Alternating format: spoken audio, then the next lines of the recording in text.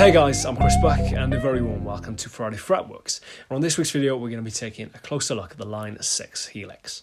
Now, to say I'm late to the Helix party would be something of an understatement. It's amazing to think it was actually released in 2015, so 4 years ago now.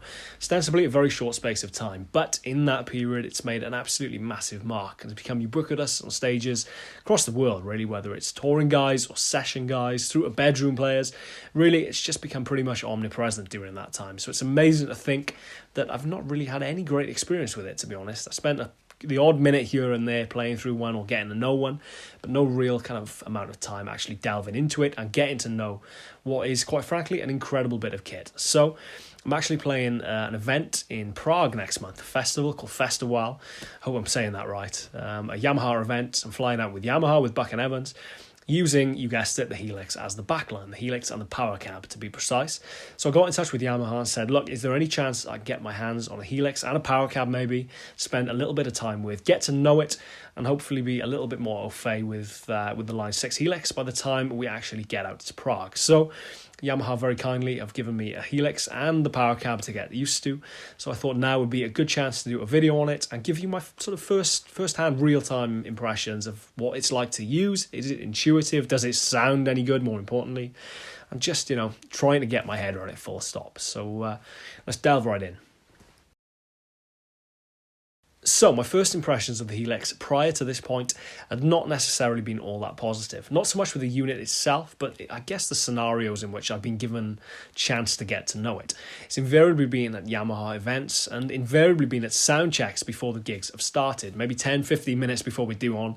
Not really an ideal scenario to get your head around what is undoubtedly an amazing bit of equipment, but undeniably pretty complex, especially if you've not had much prior experience dealing with maybe Line 6 products or any kind of floorboard based sort of system like that, I guess. I know my pedal board and I know my amp, but I've never really used anything like the Helix before. So if you're trying to dial in maybe a set's worth of sounds, for an hour and a half show in the 10 minutes before you go on at sound check, it's not really an ideal scenario. So as I said, Yamaha very kindly sent me one just to delve into and get my head around. And honestly, my first impressions, having been given a chance to get to know one in a non-pressure environment, have been very impressive. It's very intuitive and it's very easy to get your head around, even for a self-confessed Luddite like myself, where my only real experience with anything digital has been guitar rig prior to this point. If you're a fan of Friday Fretworks, near enough anything you would have watched, unless otherwise stated, to this point has been used with guitar rig or been recorded with guitar rig, which is actually a piece of software which loads within Logic. Obviously laid out as you would expect with a bit of software. You can drag microphones around, you can change your speakers, all very visually and very literally. Now obviously with the Helix it's a different system entirely, and it's very much screen based on the Helix itself. But having been a little bit apprehensive prior to getting into it, honestly, I had nothing to worry about, really. It's very intuitive, makes a lot of sense, and it's just very nicely laid out and very beautifully designed, which really makes changing things, whether you're doing it with hours to spare, as I have been, or, in the kind of slightly pressure situation of a sound check, very simple, especially if you understand it. So, big shout out to Line 6 for the design of the thing. Can't fault it at all there.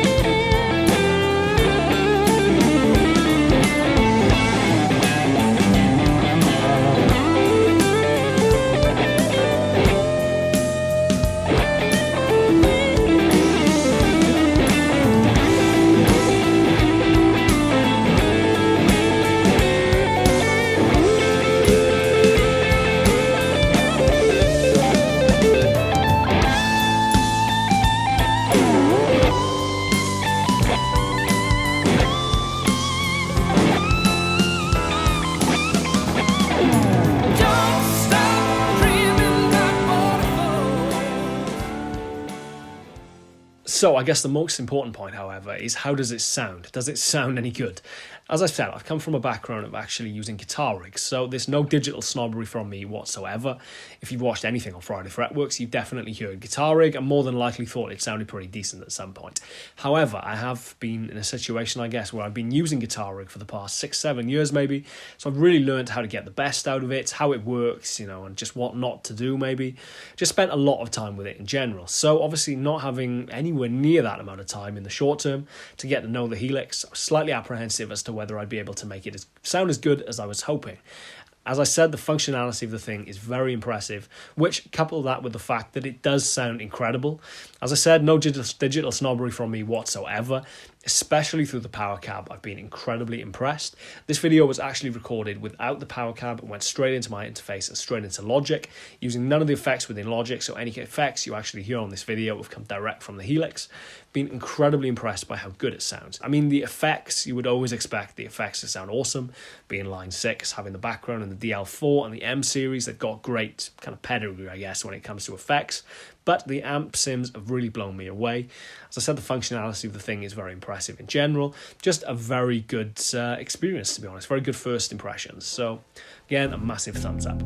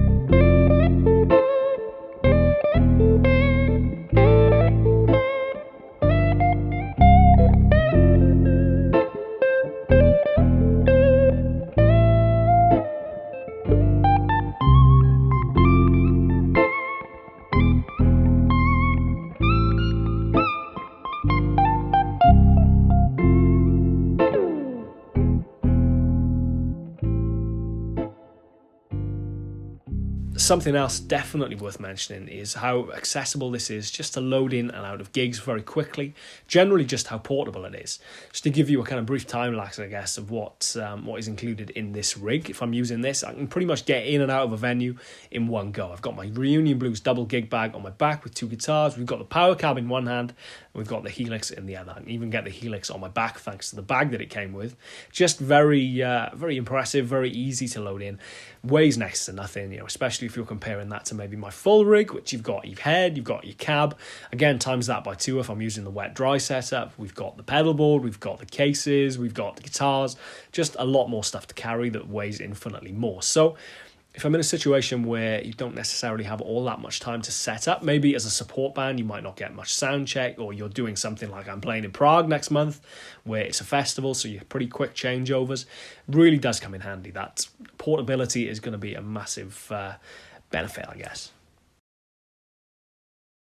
Any downsides, I guess, is a very obvious question. And as I said, the only thing that I've struggled with to this point, I guess, a little bit is the cab sims. Now, I understand the IRs, as you would call them, are actually one of the few things on the Helix that you can get third party. So I'm going to be intrigued to get a couple of different IRs, spend a little bit of time playing around with it, and see if I can get it slightly closer to what I'm kind of hearing it in my head, I guess. As I said, I've come from a background in guitar rig, and the air control on the cabs in guitar rig is one of the most brilliant functions I've ever seen on any bit of software. Essentially, ostensibly, enables you to dial in kind of more of the room sound. I've never been a big fan of direct, close mic recorded guitars. All of my favourite guitar tones from records that I've grown up loving are very much room influenced, I guess. You're getting a lot of bleed into other mics, and you're just getting more of that big, characterful room sound that you get when you put a great amp in a great room. Obviously, if you stick a microphone straight in front of a cone of a speaker or slightly offset, you're very much getting not so much of the surrounding area, I guess. But having said that, there are a couple of controls on the Helix which do allow you to emulate that sort of room sound. First and foremost, we have the early reflections, which allows you to dial in I guess precisely what it says, really, the early reflections of sound that you would be getting from the room. And we also have the ability to dial back the closeness of the microphone, I guess, in the distance control. You can obviously choose the type of microphones as well, so there are a lot of controls to really help you dial in that sound that you're looking for. As I said, I've not really got that kind of roundness of sound that I've been equipped or kind of used to, I guess, with Guitar Rig to this point. But I'm going to experiment with a couple of different third-party IRs and really get to know it.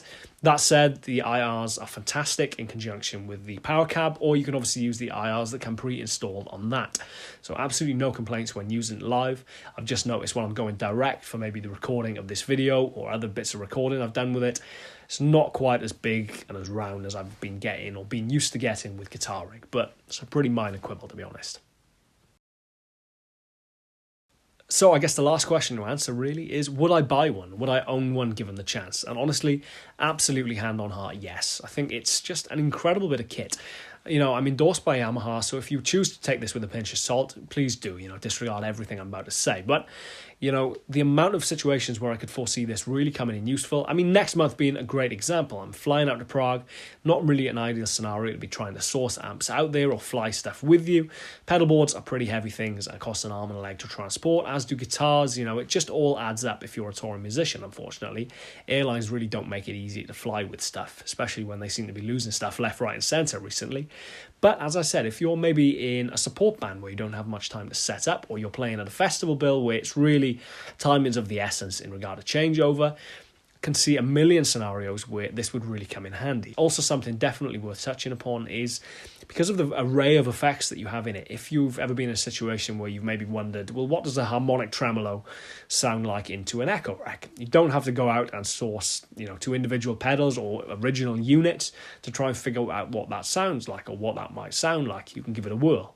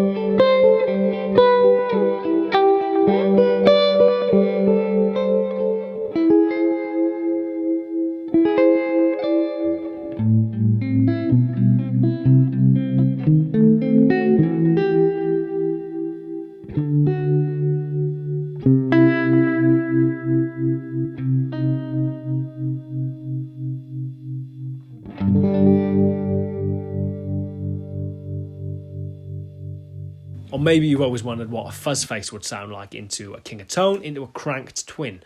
If you've been intrigued by that, you can dial it in and see what it sounds like.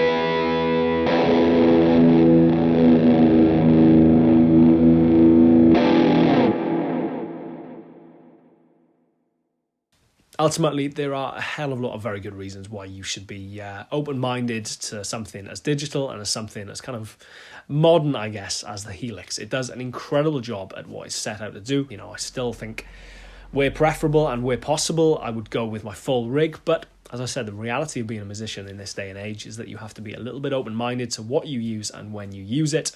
And I'm going to be confronted with a hell of a lot of situations over the upcoming months and upcoming years, I guess, where the Helix is going to be the preferable and possibly only option. So in that respect, definitely check it out if this is something you think you would be interested in. As for whether it would replace my full rig, I guess, which is the old kind of title of this video, no, but it would definitely be a very worthwhile addition. You know, whether it's used in conjunction with or entirely separately too, it's a very good case to be made for, you know, both in this modern day, I guess. So there we go. As ever, this has been Friday Fretworks. I hope you've enjoyed this. Please just subscribe and hit the bell icon that people keep going on about. As ever, I hope you've enjoyed it. I've been Chris Buck, and I shall see you next week for another episode. Cheers, guys. Take care, and I shall see you soon.